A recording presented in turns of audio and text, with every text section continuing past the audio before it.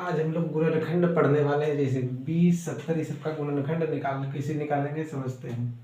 20 का गुणनखंड करना है तो 20 इस तरह से किया जाता है। अब सबसे छोटे अंक से भाग देना है। 2 से शुरू कर रहे हैं, 2, 3, 4 चेक करते जाएंगे। तो 2 से कटने का नियम है, लास्ट में इकाई अंक 0, 2, 4, 6, 8। इसका मतलब ये 2 से कटेगा तो 2 से भाग देंगे तो ये होगा 10। फिर 0 है लास्ट में, 2 से कटेगा ये 5। अब 5 से भी एक बार में यहाँ तक भी छोड़ सकते। अब हम 20 को लिखेंगे कैसे? 20 बराबर 2 गुना 2 गुना 5 गुना 1 लिख भी सकते हैं, नहीं भी लिख सकते हैं। ये हो गया 20 का गुणनखंड। 70 का करना है, कैसे करेंगे? तो पहले 2 से ही शुरू करना है, छोटा अंक से। 2 से 2 से भाग देंगे 35। अब 3 से चेक करेंगे, 3 अंकों का योग 3 से विभाजित, तो 8, 5, 3, 8। 3 से नहीं विभाज्य 8, इसीलिए 35 भी नहीं। 4 से नहीं, क्योंकि लास्ट में 2 जीरो, या 2 अंक 4 से विभाज्य। और यहाँ ये 5 से विभाज्य, क्योंकि इकाई अंक 5 हो तो 5 से ये विभाज्य। 5 से 7 बार में 35। 7 से 1 लिख सकते हैं, नहीं भी। अब 70 को लिखेंगे 2 गुना 5 गुना 7।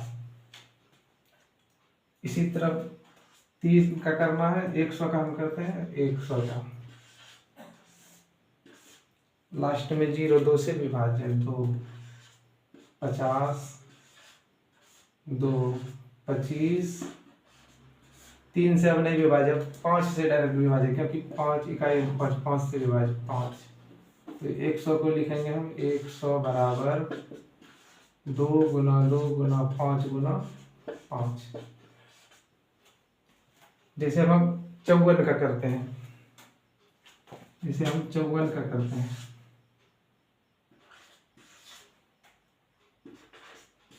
जैसे हम 54 का करते हैं, 54 का हो जाएगा इकाई अंक 0, 2, 4, 6, 8 रहे तो 2 से कटेगा, तो 2 से ये कटेगा। 2 से भाग देंगे तो ये हो जाएगा 27।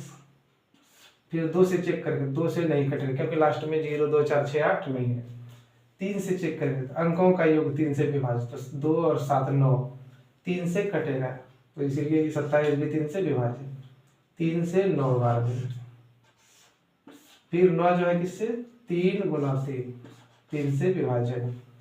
54 को लिखेंगे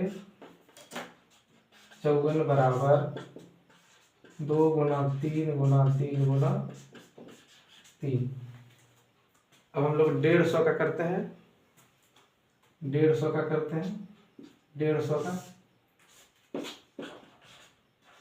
2 से विभाज्य 75, 2 से विभाज्य 75। फिर 2 से नहीं कटेगा, क्योंकि लास्ट में 0, 2, 4, 6, 8 नहीं है। 3 से 7, 5, 12। 3 से 12 कट रहा है, 75 भी कटेगा, इसलिए 3 से विभाज्य। 3 से भाग देंगे तो जाएगा 25 गुना 3 75। फिर इसको चेक करेंगे, 2 से नहीं, 3 से नहीं, 4 से नहीं, 5 से 25। 150 को लिखेंगे हम 2 गुना 3 गुना 5 गुना 5। इसी तरह आप लोगों को प्रैक्टिस करना है, जितना क्वेश्चन हम छोड़े हैं। अगले क्लास में अभाज्य गुणनखंड विधि से लघुत्तम और अभाज्य गुणनखंड विधि से महत्तम हम लोग पढ़ने वाले हैं।